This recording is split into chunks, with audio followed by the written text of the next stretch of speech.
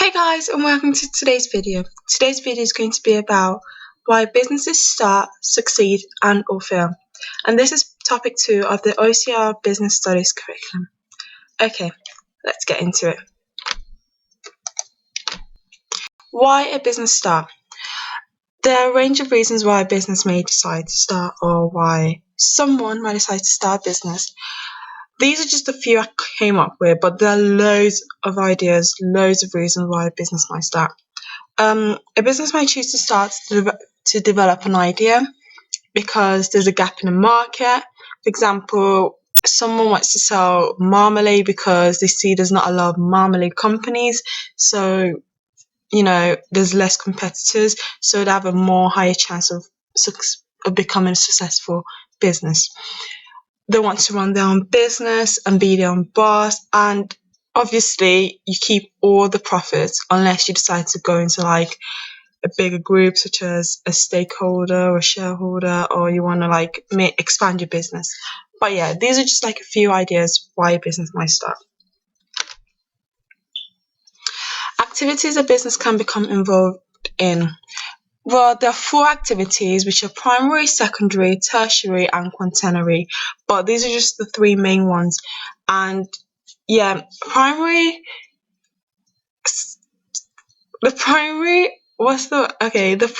sector, mind blank, are in charge of like extracting the raw materials. And these are like farmers, fishermen, people who do the drilling, like oil drilling, mining, just people source out raw materials.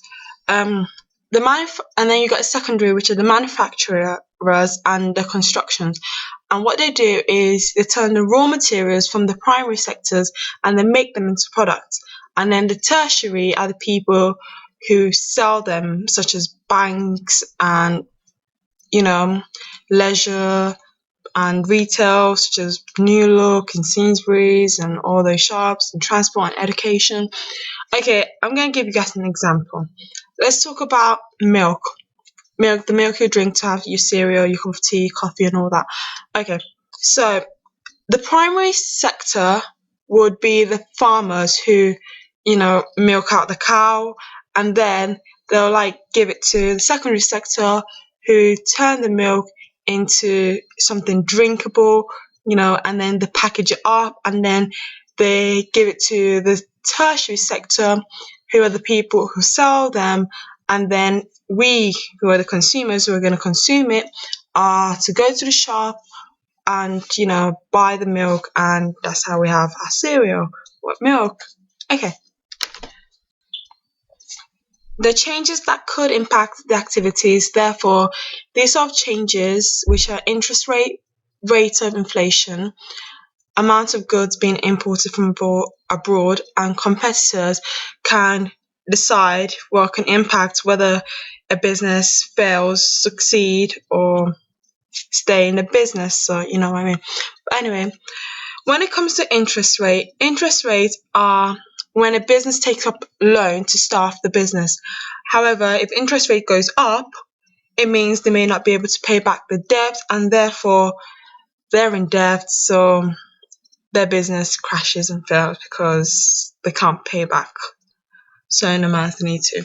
However, if the interest rate goes down, they have a bit of spare money, so they can make the business better, and they can do this in several ways, such as expanding the business, like putting the money into to grow the business, or they can lower the prices of the product, or they can make the prices higher because customers have more money to spend on goods and services. Because interest rate doesn't just affect companies, it also affects people, like homeowners who decide to buy their home, and just people who decide to buy stuff. Interest rate do affect them. So if the interest rate is lower, the prices of products in shop can become higher, and therefore the business will get more money, more profit, and then people can still afford it, consumers can still afford it in a reasonable manner. Okay, then you got the rate of inflation. Now, inflation is when the prices of goods and services rise. So if the prices of goods and services rise, it means that consumers are reluctant to spend money on pizza. Like, you may have pizza, let's say twice a week, but it might be once a week because the rate of inflation has risen. So, you may not be able to afford to just spend money anyhow anymore. However, if inflation has decreased, it's called a deflation, then customers are more willing to spend money on goods and services. Therefore, the business can make the prices higher, and then it means more profit and somehow, but not too high because you still want the customers to be able to afford it. Okay, and then you got the amount of goods being imported from abroad. Okay, everyone knows, well, most people, if you're a business student, you should know that goods being imported from abroad are cheaper. Like, goods imported from China, Pakistan, Thailand are cheaper from goods being sourced and produced from here.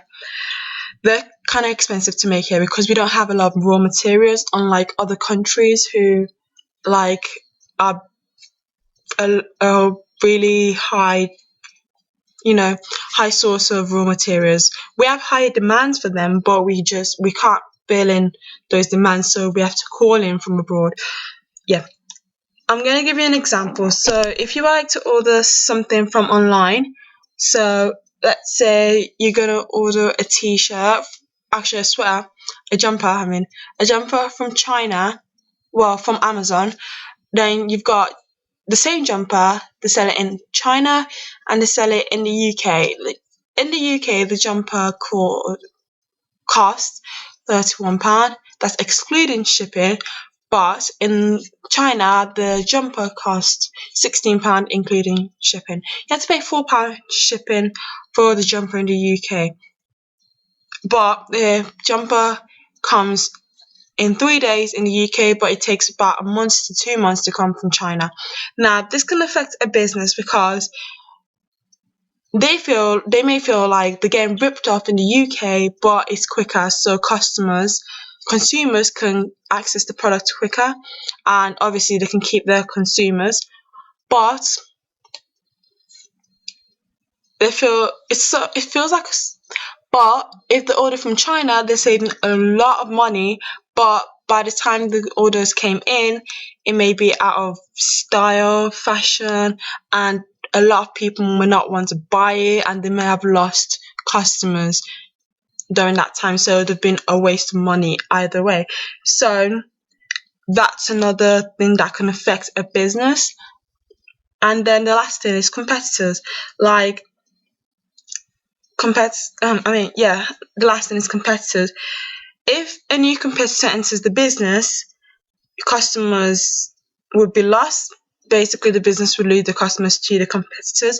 Therefore, they will lose profit, and therefore they'll be unable to pay up the debts due to less customers coming in to buy the products, and therefore they won't be able to make the business last longer and lose the business, unfortunately. So, yeah. However, if a competitor enters the business but is not as good as the original business, then they may actually receive more customers from their competitors, which can make their business succeed. And if a business has competitors, it needs to find out about its competitor, about what they're selling, about how they're selling their products, about what approach they're using to advertise. They may also need to provide better value for money and provide the right quality for the price they're selling, if you know what I mean. They may need to offer lower prices to attract more customers, and they need to provide a better service to also attract more customers. Thank you for watching this video, and I hope you enjoy it. And if you got any questions, just leave it in the comment section. And yeah, I want to wish you good luck with your exams. Thank you.